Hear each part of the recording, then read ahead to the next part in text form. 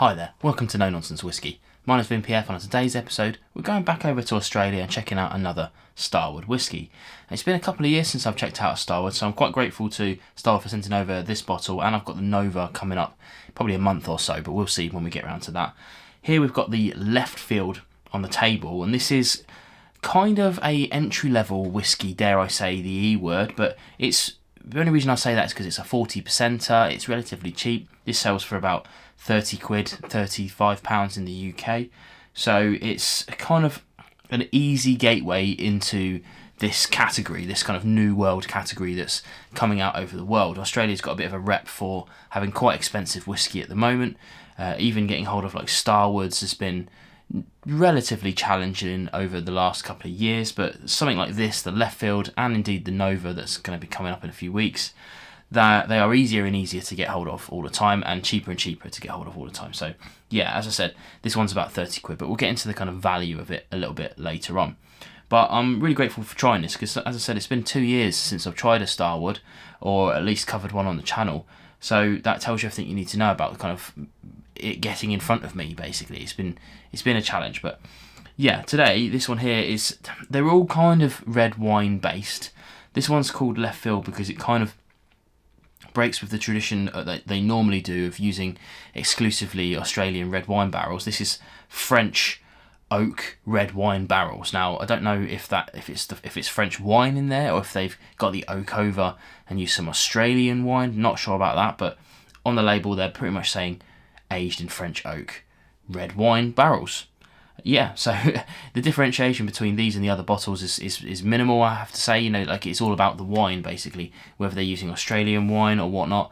So it changes and influences the whisky as it goes on. But yeah, let's get into the actual whisky then and see what we've got in the glass. Not sure about colour or chill filtration. At 40%, I'm going to guess it's probably been chill filtered, but we'll see. Let's get on to the nose. Okay, it's got an interesting nose. It's you can sort of tell the red wine influence on this. It's bags of, I've called it kind of summer fruits, but really it's kind of like, you know, hedgerow, red currant, red berries, that sort of thing. My major takeaway from it is kind of like a raspberry vibe though, which is interesting. Yeah, it's a nice little nose. It's not overpowering. It's not in your face. It's just a lovely, fresh smelling nose. Let's try on the palate.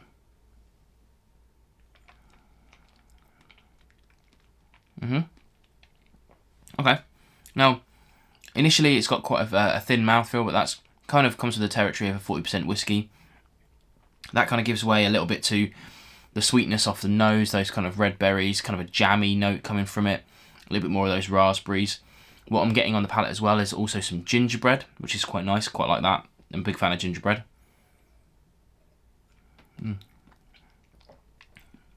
Finish is not big, it's like short medium, quite short-lived, nice and fruity. Disappears out into a kind of like more of that kind of ginger spice rather than gingerbread. It's more like in the ginger spice kind of zone. But all round quite nice. Now, in terms of value, it's quite a cheap whiskey. So I mean, gone are the days where we were getting incredible things for sort of £35 to £40. So to see good quality whiskey coming through that sort of price is always good for me. I like that. It's not going to win over everybody. Like I said, you know, it's a little bit thin on the palate versus some of the other things you can get, sort of adding £10, £15 onto your budget. However, it's going to fit quite nicely in that £30 category. Absolutely. You know, anyone who's spending that on it, £31, £32, you're not going to be upset at that, I don't think. You know, it's an interesting new take on whiskey. You know, a lot of this red wine influence is really lovely. It's not traditional Scotch in any way, shape or form. You know, they're trying to do things a little bit differently. And of course, you've got the climate over there as well, which helps it age differently, let's say. You often hear people term, it ages quicker, but it ages differently because you can't really accelerate aging. It's just aged differently. Can't say fairer than that. But yeah, I quite like it. It's nice and nicely priced, and like I said, it's not going to win over everybody. There are definitely other ones in the range which have a deeper, more complex character that I think will be more up your street. But yeah, if you've been interested in this and you see it for a good deal, I don't see any reason why not. I'm going to be checking out the Nova in a couple of weeks, and we'll see how different that is.